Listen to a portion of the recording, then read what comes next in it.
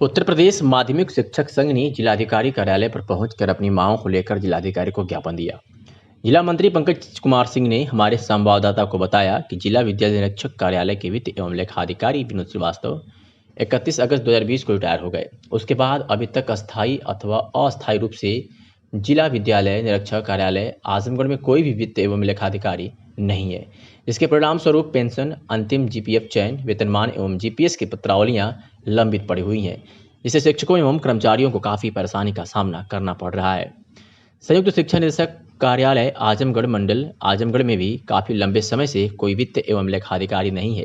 वहाँ की भी वित्त एवं लेखाधिकारी का कार्य जिला विद्यालय निरीक्षक कार्यालय आजमगढ़ के वित्त एवं लेखाधिकारी जी देखते हैं।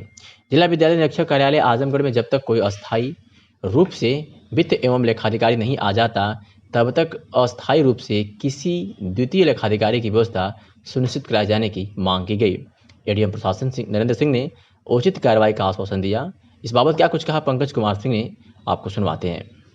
मैं पंकज कुमार सिंह, जिला मंत्री उत्तर प्रदेश माध्यमिक शिक्षक संघ आजमगढ़। क्या मामला है? क्या हमारे यहाँ जिला विद्यालय निरीक्षक कार्यालय में 31 अगस्त 2020 को जो वित्त एवं लेखाधिकारी थे वो सेवानिवृत्त हो गए।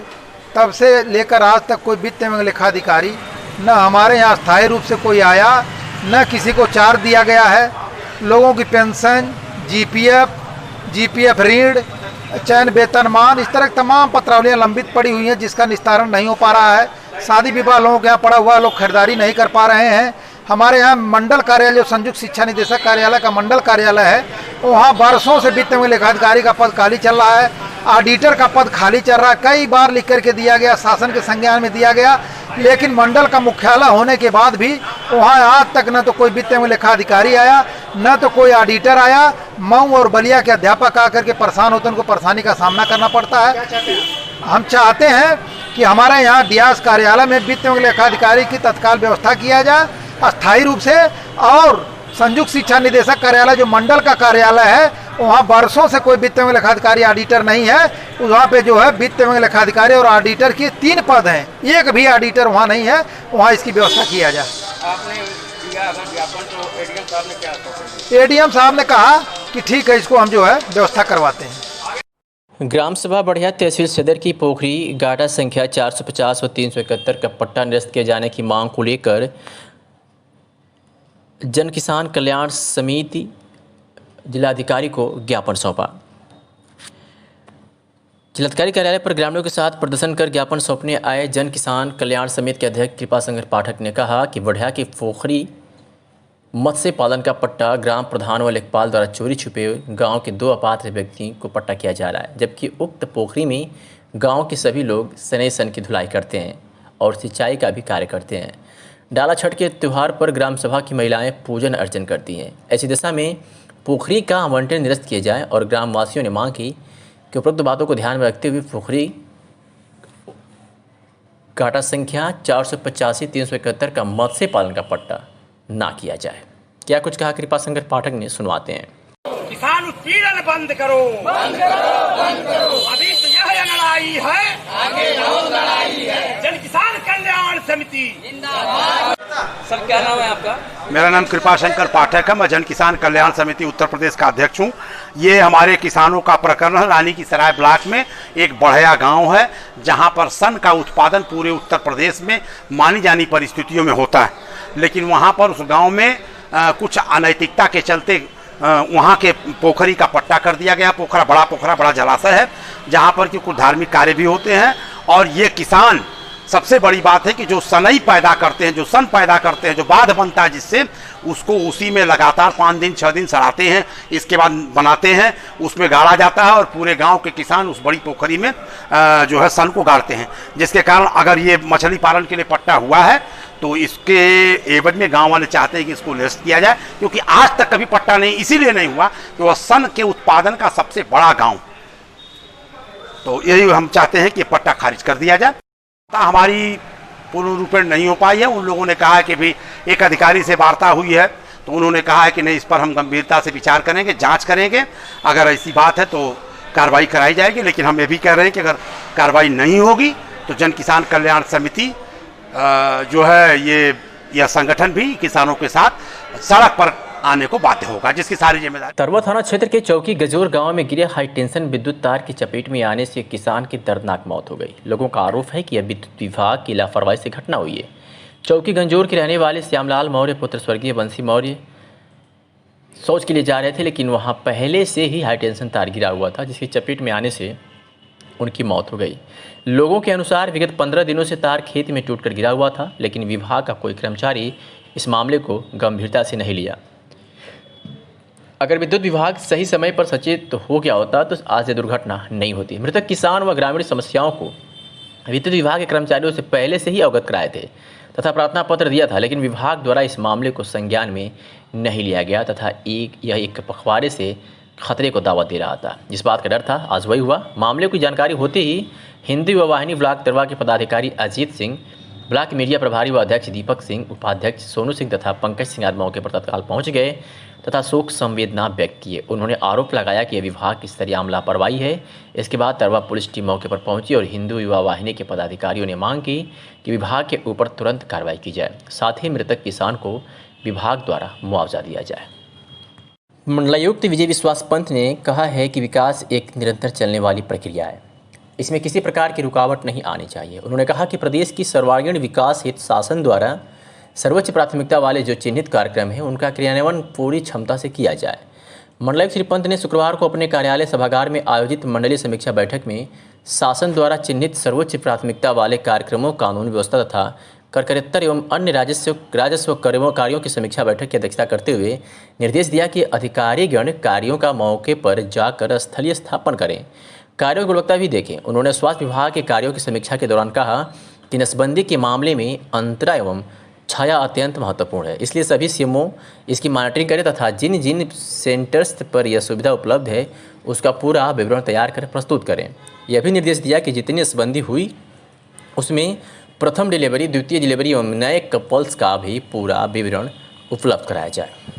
पुलिस उप महानिरीक्षक आजमगढ़ परिक्षेत्र सुभाष चंद्र दुबे द्वारा परिक्षेत्रीय कार्यालय आजमगढ़ में पुलिस अधीक्षक मऊ, पुलिस अधीक्षक बलिया एवं अपर पुलिस अधीक्षक आजमगढ़ के साथ समीक्षा बैठक की गई, जिसमें शासन द्वारा कानून व्यवस्था के संबंध में निर्धारित बिंदुओं, उच्च स्तर से प्राप्त निर्देशों के क्रम में चलाए जा रहे अभियान यथा अवैध शराब एवं अवैध शस्त्र के विरुद्ध की गई कार्रवाई, टॉप 10 अपराधियों के विरुद्ध की गई कार्रवाई, महिलाओं, बालिकाओं एवं अनुसूचित जाति, अनुसूचित जनजाति से संबंधित पंजीकृत अभियोगों में की गई कार्रवाई, वाहन चेकिंग एवं विवेचनाओं के त्वरित निस्तारण हेतु चलाए जा रहे अभियानों में की गई कार्रवाई की समीक्षा की गई। हत्या के पंजीकृत अभियोगों में अभियुक्तों की तत्काल गिरफ्तार करते हुए उनके विरुद्ध रासुका, गैंगस्टर एक्ट, गुंडा एक्ट की भी कार्रवाई कराने के निर्देश दिए गए। पुलिस उप महानिरीक्षक आजमगढ़ द्वारा तीनों जनपदों में माफियाओं व उनके सहयोगियों के विरुद्ध कुर्की एवं संपत्ति जब्तीकरण की कार्रवाई पर प्रसन्नता व्यक्त करते हुए भविष्य में भी प्रभावी कार्यवाही किए जाने के निर्देश दिए गए। जिलाधिकारी ने बताया कि भारत सरकार चिकित्सा एवं परिवार कल्याण मंत्रालय द्वारा जारी प्रोटोकॉल के अनुसार contact tracing, house to house surveillance एवं कड़ा फर्जी नियंत्रण करते हुए कार्रवाई सुनिश्चित की जा रही है। कंटेनमेंट जोन में पुष्ट हुए कोविड-19 मरीज के सैंपल कलेक्शन की तिथि से विगत 14 दिनों में कोविड-19 का कोई पुष्ट रोगी चिन्हित न होने पर उसे कंटेनमेंट जोन की सूची से विमुक्त किए जाने के निर्देश हैं। इसके तहत जनपद के 63 कंटेनमेंट जोन से हॉटस्पॉट की कार्रवाई समाप्त की गई है। साथ ही जिलाधिकारी ने बताया कि दिनांक 16 व 17 सितंबर 2020 को जनपद में नोवेल कोरोना संक्रमण के पूर्व प्रदर्शित सैंपल्स की जांच रिपोर्ट आने के उपरांत जनपद आजमगढ़ के 46 क्षेत्र कंटेनमेंट जोन होगा। इन क्षेत्रों में कंटेनमेंट जोन प्रोटोकॉल का 100% अनुपालन सुनिश्चित किया जाएगा। जिलाधिकारी राजेश कुमार ने कहा कि जनपद में रिक्त चल रही उचित मूल्य की दुकानों के आवंटन में स्वयं सहायता समूहों को प्राथमिकता प्रदान करते हुए 15 सितंबर 2020 से 30 सितंबर 2020 तक 15 दिन का विशेष अभियान चलाकर रिक्त दुकानों को तत्काल प्रभाव से आवंटित कराए जाने के निर्देश दिए गए हैं।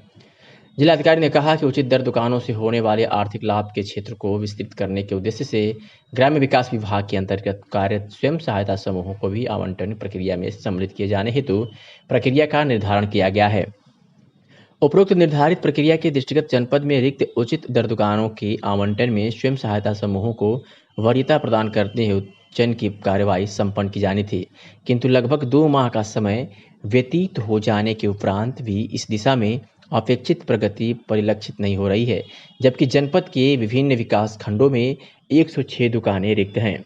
जनपद में रिक्त दुकानों में उचित दर दुकान की नियुक्ति हेतु सार्वजनिक वितरण प्रणाली के अंतर्गत रिक्त ग्राम पंचायत में उचित मूल्यों की दुकानों के आवंटन में स्वयं सहायता समूहों को प्रथम वरीयता प्रदान करते हुए दुकान का आवंटन कराए जाने के निर्देश दिए गए हैं, परंतु अभी भी भारी संख्या में उचित दर दुकानों की नियुक्ति होना शेष है। वैश्विक महामारी तथा लॉकडाउन के दौरान देश में जहां लाखों लोगों के रोजी रोजगार पर ताले लग गए, तो वहीं दिहाड़ी मजदूरों के रोजगार छिन गए। ईंट भट्टे पर कार्य करने वाले बथेरा समुदाय, विशेषकर मुसहर समुदाय की मजदूरी बंद हो गई। बड़े पैमाने पर प्रवासी मजदूर जिले में आए और स्थानीय दिहाड़ी मजदूरों के सम्मुख आर्थिक संकट तथा बेरोजगारी जैसी समस्याएं उत्पन्न हो गई। ईंट भट्टों पर कार्य करने वाले मजदूरों के रोजगार वैसे भी बरसात के दिनों में लगभग 3 माह बंद होते हैं। लॉकडाउन के कारण से 3 माह की रोजगार और चले गए, जिससे इनके परिवार के बच्चे को बाल मजदूरी और बधु आश्रम में जाने के खतरे अधिक हो गए, जो आने वाले कई वर्षों तक इनके जीवन पर प्रभाव डालता है। रोजा संस्था द्वारा इस मुसीबत की घड़ी में जनपद आजमगढ़ के तरवा, जहानागंज और मेहनगर ब्लॉक के 60 गांव में 1482 प्रवासी मजदूरों की पहचान कर उन्हें प्रधानमंत्री रोजगार अभियान से जोड़ने के लिए मदद प्रदान की गई। वहीं पर स्थानीय स्तर पर निवास करने वाले वनवासी समुदाय, विशेषकर ईंट भट्टा मजदूर व दिहाड़ी मजदूरों को संस्था द्वारा 4 चरणों में कोविड के अंतर्गत राहत सामग्री का वितरण 1515 जरूरतमंद परिवारों को किया गया।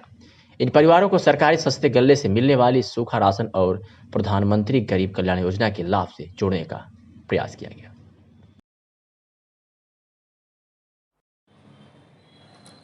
आजमगढ़ के लालगंज में प्राथमिक पाठशाला बनारपुर पर बिलाल अहमद के नेतृत्व में स्वच्छता अभियान चलाया गया। भारतीय जनता पार्टी प्रबुद्ध प्रकोष्ठ के क्षेत्रीय संयोजक प्रकाश सिंह ने कहा कि पूरे विश्व में मोदी जी ने देश का मान सम्मान बढ़ाया है।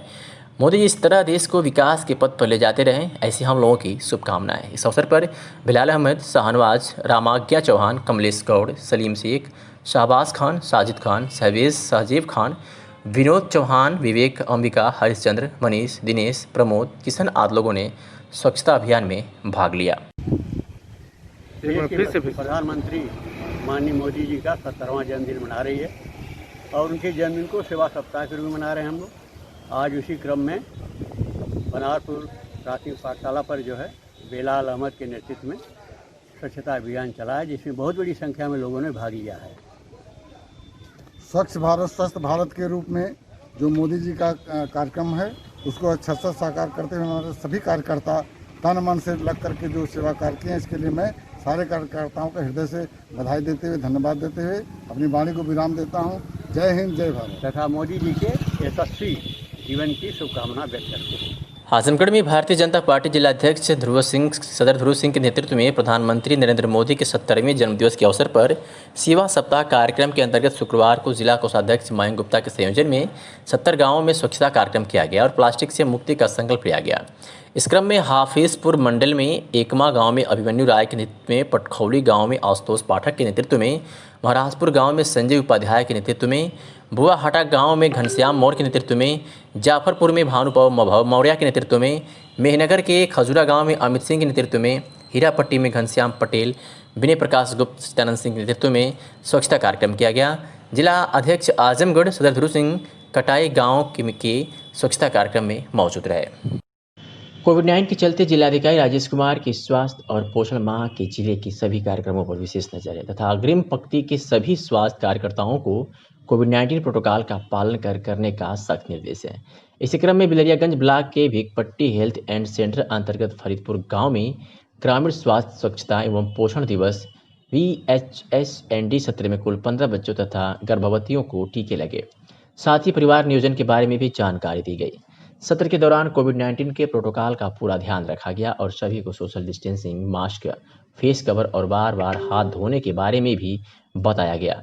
भिकपट्टी की सामुदायिक स्वास्थ्य अधिकारी सीमा राय ने बताया कि सत्र में कुल 15 लोगों को टीके लगे। इसमें से 2 टीके BCG जो बच्चे के जन्म के तुरंत बाद लगता है या 1 महीने के अंदर लगता है, 2 लोगों को पेंटा-1 लगा जो 1.5 महीने पर लगता है, 4 लोगों को पेंटा-3 जो 3.5 महीने के बाद पर लगता है। यहाँ यह जानना जरूरी है कि पेंटा-1 1.5 महीने पर, पेंटा-2 2.5 महीने पर और पेंटा-3 3.5 महीने पर लगता है। 3 बच्चों को BPT, 3 गर्भवती को DT, 1 5 साल की बच्ची को DT, इस तरह से कुल 15 लोगों को टीके लगे। वही इस दौरान परिवार नियोजन की भी जानकारी दी गई। आजमगढ़ जनपद में आजमगढ़ पुलिस अधीक्षक के निर्देश पर अपराधियों पर नियंत्रण हेतु चलाए जा रहे अभियान के तहत थाना कंदरापुर की पुलिस ने एक वांछित व्यक्ति को गिरफ्तार करने में जहां सफलता हासिल की है, तो वही थाना सिधारे की पुलिस ने भी वाहन चोरी के आरोप में 3 अभियुक्तों को गिरफ्तार कर 2 बुलेट मोटरसाइकिल बरामद किया है।